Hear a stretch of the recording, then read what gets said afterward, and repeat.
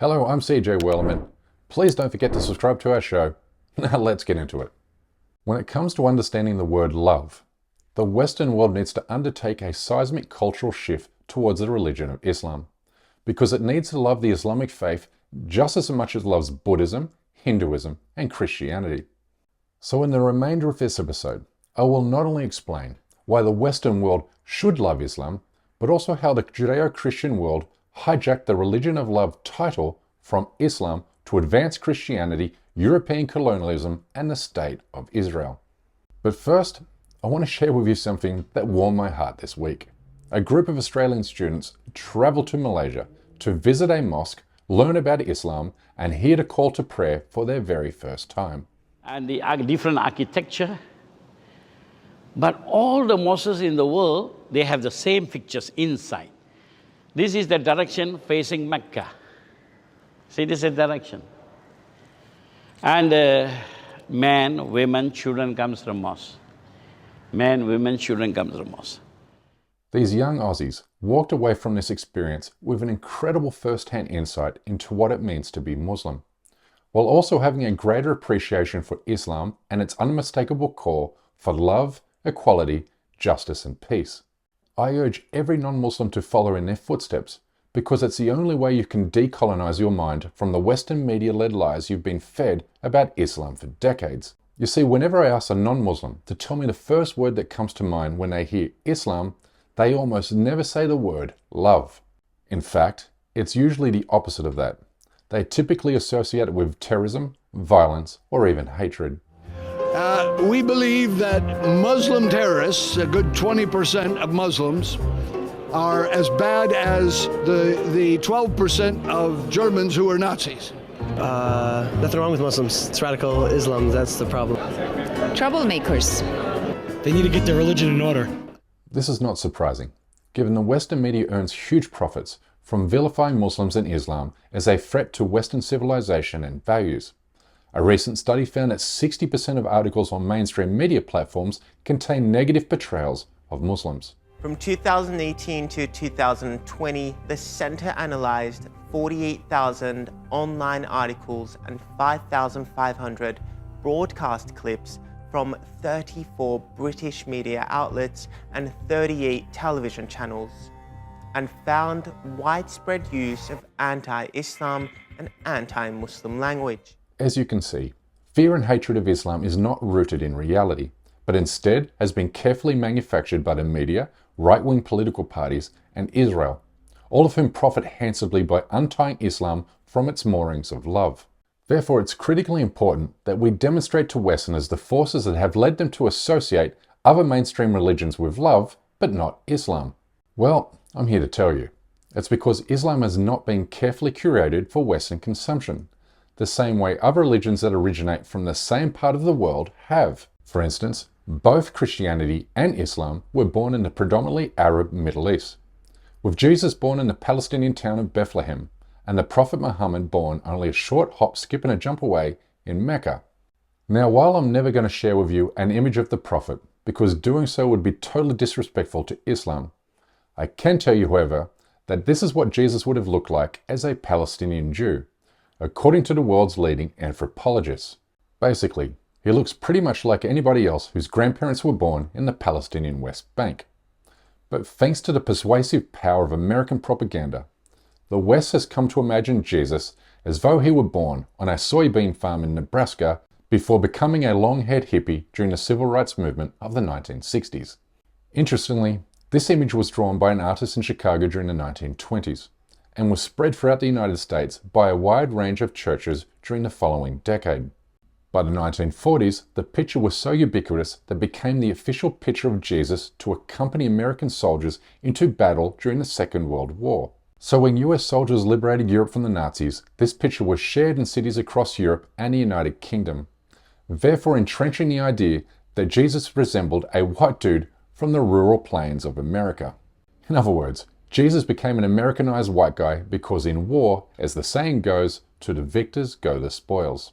Can you just elaborate a bit on that, how we sort of came to have this widely accepted depiction?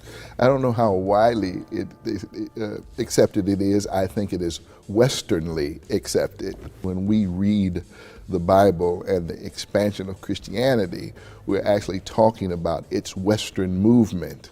Today, the effort to make Jesus white has reached bizarre and comical heights. Just because it makes you feel uncomfortable doesn't mean it has to change. You know, I mean, Jesus was a white man too, but you know, it's like he was a historical figure. I mean, that's a verifiable fact, as is Santa. I just want the kids watching to know that. It's important to understand how American propaganda and manipulation drives this character of Jesus, because it illustrates how Christianity has come to be associated in the Western mind with the concepts of love and peace, therefore leaving Islam wrongly associated with hate and violence. You see, this picture reinforces the notion that Jesus was a free-loving, angelic-looking hippie who brought comfort and aid to the poor and the sick, and mercy and forgiveness to his adversaries. In this caricature, Jesus embodies everything we have come to interpret as the meaning of love. On the flip side, however, the Prophet Muhammad has been wrongly portrayed in the West as a violent, womanizing warrior who conquered the Arabian Peninsula with brute force. This characterization could not be more wrong, and nor could it be more contradictory to the eyewitness accounts of his life as depicted in the Islamic hadiths. I mean, there can be no greater argument supporting Islam as a religion of peace than the name of the religion itself, because Islam literally means peace in Arabic, therefore making violence and or aggression contradictory to the Islamic religion. But before we go on, we urgently need your help to counter injustices in the Muslim world. So please support my journalism at patreon.com/CJWellerman. You'll be helping me bring these stories to a wider audience. Thank you. Now back to our show. In the Quran, Muslims are encouraged to live and let others live in peace, and to adopt the qualities of kindness, love, and respect for others. The Prophet proselytized the importance of forgiveness over revenge and to see the best in others. The Quran also says harming a single person is the equivalent of harming all of mankind. But despite these realities about Islam, Western countries still wrongly associate their religion with violence and hate. It's also important to note here that contrary to American depictions of Jesus Christ, the Christian Messiah did not advocate peace on earth, telling his followers exactly that when he said, "I have come not to bring peace, but a sword." But Islam, on the other hand, shuns such language, urging Muslims to love God, love his prophet, and love others for the sake of God, including your family, neighbors, and strangers. Islam's call for love explains much about our understanding of human history. You see, at the same time, Muslims were leading the world in science and human discovery during the Middle Ages, while living harmoniously among Christians and Jews in what we imagine to be the Middle East. Christians in Europe, on the other hand, were focused on burning books and heretics, while sending Crusader armies to Jerusalem and beyond to mass murder Muslims and Jews. This is undeniable history. The caliphates that followed the foundation of Islam, spreading from modern Pakistan to Portugal, encouraged knowledge and cosmopolitan culture, which is why philosophy, theology, algebra, chemistry, and engineering all thrived under the leadership of Islamic caliphs. Today, Muslims living in the West have a simple message to the Christian world, one that has been literally plastered on billboards across America. Islam loves Jesus. So isn't it time Americans and other Western peoples reciprocate the favor by embracing Islam as a religion of love? The answer is a resounding yes. But that said, Muslims have a responsibility here too, because they need to proclaim Islam's message of love loudly and clearly to overcome the Western media's distortion of their religious faith. And for those who worry that this statement will be drowned out by the noise of social media, whose algorithms prioritize division and hate, I want you to know this. The idea that Islam is a religion of love is new and novel to many non-Muslims, and therefore I can assure you this message will grab their attention.